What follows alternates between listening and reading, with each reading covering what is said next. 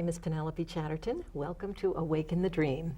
My friends, my guest is Fran Spayne. She's back this week, and I am really fired up because our last program was very inspiring, and we're going to just go a little deeper and have more fun creatively exploring the journey to forgiveness, because, Fran, it is a journey. Sometimes it takes a lot of patience. Sometimes you can have an aha. I think those ahas, though, have had rehearsals. I do. I think you have little ones, and then all of a sudden you finally get it. Yeah, right. But we have to be gentle with ourselves in the process of forgiving another, because if it hurts inside, we haven't finished. Right. We have to. Yeah. It's really about an inner journey for us. It's about if somebody else is pushing our buttons, it's really about us. Yeah. It's really about something that's going on in us that really needs to be healed. And I think there's so much commercialism about, changing the other person, changing the environment, changing your situation, how to be a good person in combat, and like to how to really, I don't know, there's all these business techniques about like really being aggressive and a fighter and saying the right thing. And I think that we really need to get back to really looking at ourselves and what is it that part that we play in this, and how much peace we can bring to the table rather than. Yeah, it's funny, I was mentioning before this program that Joel Goldsmith is one of my favorites right now, and he's kind of hot, and I thought I discovered him, but I didn't. But he mentioned in one of his books, which I thought was interesting, yes, you can manifest with your mind, and he said, and people can manifest evil, good, but he said sometimes you attain something and you think, I've got it, but it will fall short if it's not a surrender, if it's not really receiving guidance. And I think that's that part of that process is if you do go through the miracles and you do manifest with your mind, it will take you further. It will maybe be part of your process for becoming a deeper, soulful, frankly, a listening, guided person, rather than you pushing something, maybe getting an idea you didn't expect, as you mentioned. Well, I think manifesting is an important part of the process. I think particularly where we are in the world and in our culture and in this country, because so much has been based on greed. And if we can understand that we're creating the environment, that we're creating peace, we're creating wars, we're creating the world that we live in. If like I'm a bargain magnet, so if I attract a really expensive dress for just a few dollars, it makes me feel good. And if I can do it over and over and over again, I realize, hey, there's something to this. I'm really manifesting these things in my life. So manifesting, I think, helps us to understand we manifest the good and the evil. That's about what's happening within us. So I think that manifesting is not that we should consider it an important piece of who we are. But guidance, really listening to our inner guidance and letting the Spirit lead us to what is right, really surrendering, like Joel says, and to let the Spirit, that is really important. You reminded me of my last trip to Marshall's, where I was going through reams of things, sort of in an unconscious mode, and then all of a sudden I was tired and I said, all right, if there's anything here, make it appear. I just surrendered, and something did. But I had to laugh later. I thought, gee, why didn't I cut into my time a little sooner? But I had to be in my process of ripping through things, and it was really interesting. I thought, gee, cool. When my son got married, I said, I want this particular dress. I wanted this, I wanted the jewel neck. I wanted the cut-in sleeves. I wanted to be fitted. I just wanted to be really simple, and I wanted it to be this particular color blue. And I found that dress on the clearance rack. It was marked down, and there was another percentage marked down. I got it for $38. It was an absolutely magnificent dress that I got complimented on all day. But in my mind, I knew exactly what it was going to look like, and it was hundreds of dollars. It turned out to be in the beginning. But I knew that I just don't ever pay a lot of money for anything. I just love the excitement of getting a bargain. But it also helps me keeps reinforcing to me the power of my mind. And it's fun. It can be fun. It can be fun. But when I come here today, we said we're going to talk about forgiveness. So I just knew that was just a broad outline. But there's no planning for us. We don't have an agenda. No. I surrender, and I know that you do too. Like, we just let the Spirit work through us. Just like I say, Holy Spirit, I have no idea what you want us to communicate today. Yeah. I know that there's a greater audience listening in and watching and wanting to hear a message about forgiveness, but I can't use my little pea brain, my little analytical mind to figure out what everybody wants. Yeah. So I just ask, just use me as an instrument, just use me as a vehicle, just use me, Penelope and I, in this joining, because two or more are joined right here at this table, right here on this show, to talk about forgiveness, and that's how it works. Yeah. So every step of my life I ask, like, where would you have me be? Where would you have me go? What would you have me say? And to whom? Yeah. Just live my life as an open spirit. Yeah. We kind of left off in our last program with coming to guidance and listening. And I had mentioned that some folks may struggle with being quiet or finding time. We live in a very frantic world. And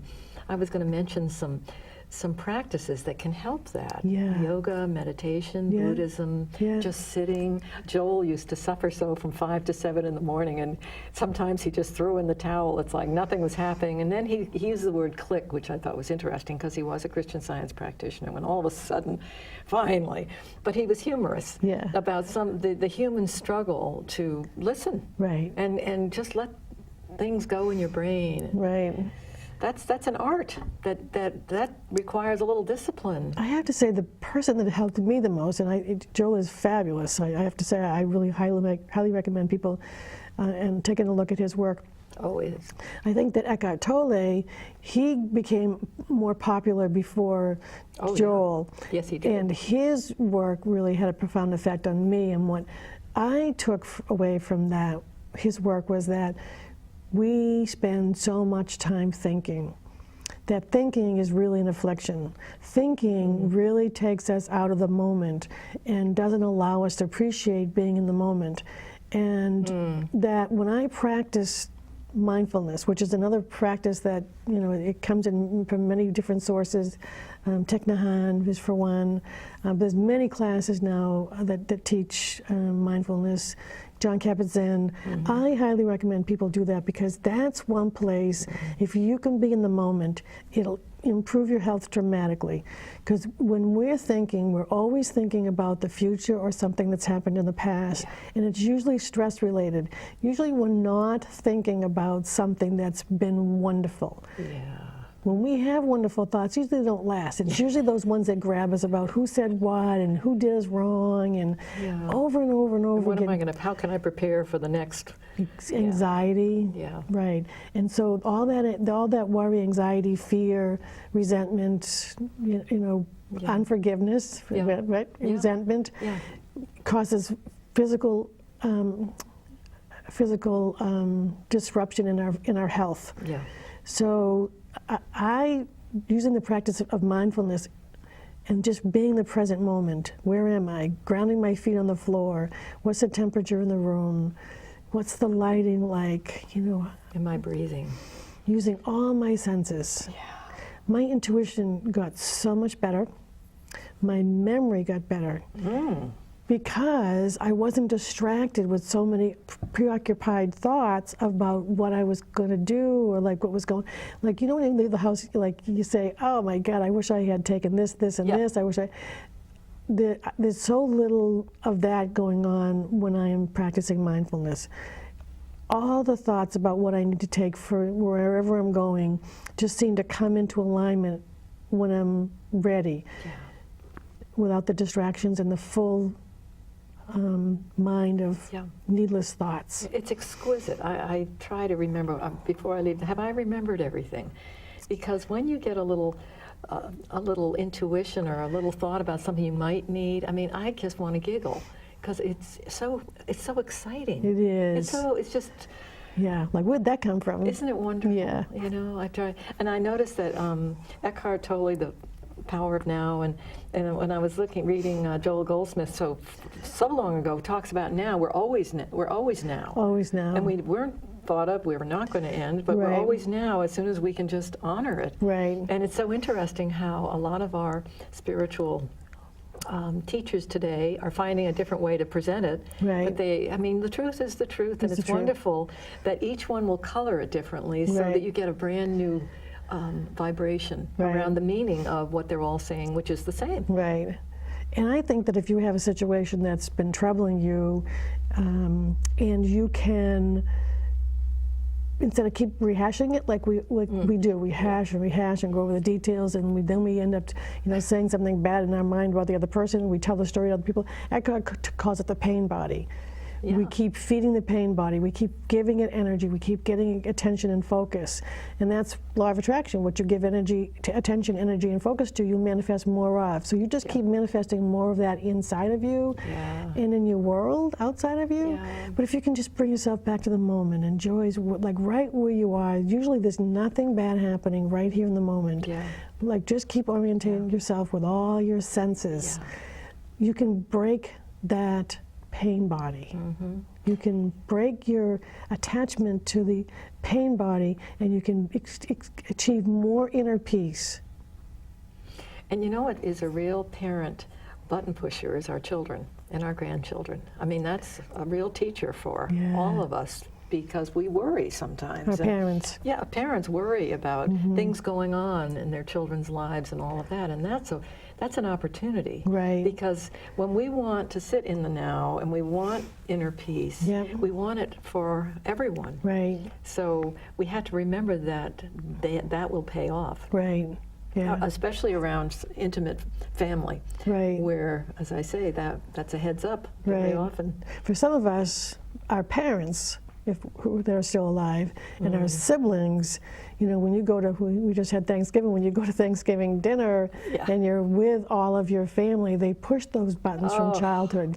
You become the 5-year-old at the dinner table who gets annoyed because your brother took the whatever, the turkey leg, didn't ask you. And Right. Yeah. So it's like all that old stuff. It's all that old, everything that's coming up, all those buttons that are getting pushed are from the informative years that everything we learned before kindergarten. It's all And in Fran, there. the holidays are upon us, and this is another button pusher. When we all feel more, and we hear that music, and we're more sentimental, and all of a sudden we're weeping. And I mean, this is a very opportune time that you're here, telling our friends how to handle the holidays in a sense, with positive thinking, because it can bring. Wounds can be a little deeper at this time, or missing someone can be more painful, or unresolved issues can come. It's like the sentiment and the beautiful nostalgia, actually, of the joy of Christmas when we were kids, or Hanukkah, or whatever one celebrates. It makes us a little more raw, and that's an opportunity. Right. Whether it was a bad Christmas or a Christmas gift that we didn't get that we wanted, or did other people have more than we had? Whatever the old trauma is, the old memory, it gets triggered over and over and over again. It can be, after the Christmas gifts are open in the morning, if that's your tradition, did the rest of the day go well? Was it a happy time? Was it a happy family time? Was it tense? That day can get recreated over and over and over again. Did we love one another? Did we celebrate and be grateful that we have each other? Right. Do we feel like we had enough? And enough food? Some people don't have enough food as a kid, or they don't have enough. They feel like they didn't get enough toys, or other kids got more than they did, and it can be, an very unhappy time for a lot of people. It's not the, the Cleaver family that gets presented on, that's gone, years gone by, but that, that perfect happy family. That I've been hearing a lot of sadness about the unemployment benefits, and how, what a time of year, and I feel for that situation with folks who really depended on it. I mean, this world has a lot of information and a lot of suffering that we are privy to because it's what it is. Right. And it's a time in particular, I think it's a gift, to take this as a launch into 2011, to really honor the holidays with resolving as much as we can. Right. If you look at other parts of the world that have less than we do, they come here and they wonder what it is that we're complaining about that we don't have enough of. And if we can just look around and just, gratitude is such a healing force, and being in the present moment and being grateful for what you have, it really can make a difference. One story of forgiveness that comes to my mind, that a book that I read that I really loved was Immaculée Izabagida. She wrote Left to Tell. Left to Tell. Left to Tell. How do you pronounce the last name? Immaculée is her first name. Izabagida. Okay. I know it's a tough one. Don't ask me to spell it. I won't. Okay. I won't. She survived the Rwandan Holocaust. She was in a bathroom, a little tiny 3x5 bathroom with 7 other women for 90 days. And they had to be completely silent. And all around them, their families and friends were being massacred. And they were hidden in this little tiny space, and she prayed the entire time. Now, she's in the States now, and she gives wonderful workshops and retreats. She is a wonderful demonstration of what it is to hold the space and to be in prayer, and not to focus on really what's happening. So when she came out, she was able to, not that she wasn't sad, she lost her entire family through this massacre. And she's been able to go on and live her life. She didn't lose her mind like a lot of people who did survive. Yeah. She doesn't have resentment. She just kept praying, and she just kept praying, and she just kept praying. And so she's a wonderful example of being led by prayer and being in the moment, and really truly practicing forgiveness. And so she's written a few books. And the first one, as I said, was, what did I say it was? Left to Tell. Left to Tell. And the second one is Led by Faith. And they're fabulous examples of really... Maybe those titles, our friends can at least absorb those titles, if not the name, and find them. Yeah, exactly. They're best sellers. It's interesting about surrender. I was just thinking of those people in that room, and the little things that we get attached to that annoy us, that we want to make sure this happens and that happens, how huge it is when we realize maybe a goal we think is even our life mission doesn't look like it's working out, to go so far as to just, okay, I mean, maybe there's something better. It's always, it can be tricky. Right. Our attachments can sneak up on us in disguise. I know. But what a relief when you surrender. Right.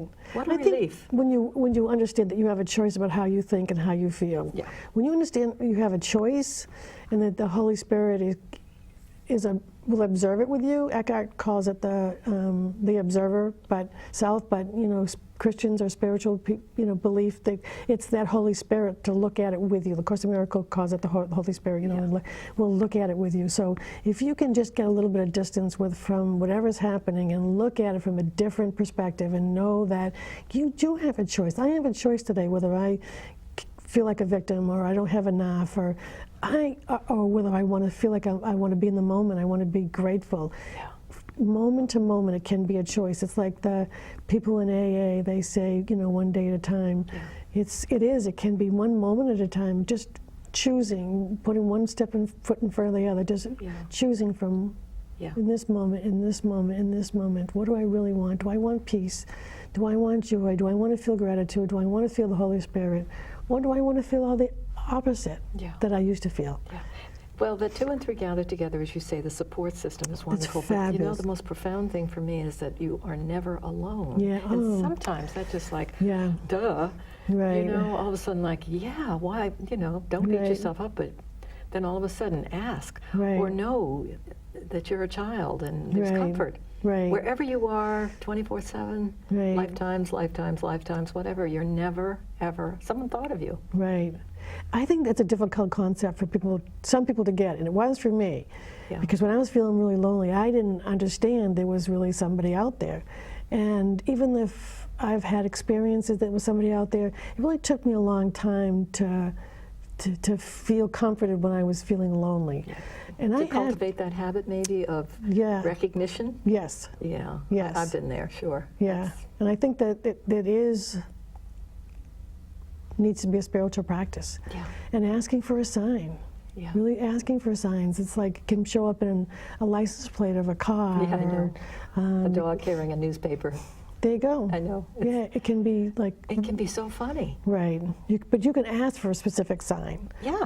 Like one time when I was feeling pretty lost, I really didn't know where to move, like where to I didn't know what the next place was for me, and I just asked, please just show me home, like, and manifest a rainbow. Like, I just want a picture of a rainbow when I get there. Oh. So I looked to buy, I looked to rent. I mean, I didn't have any idea what kind of a space, big space, small space, city, country. Like, I was just feeling kind of lost at the moment, because it was at that particular time in my life when I was in transition.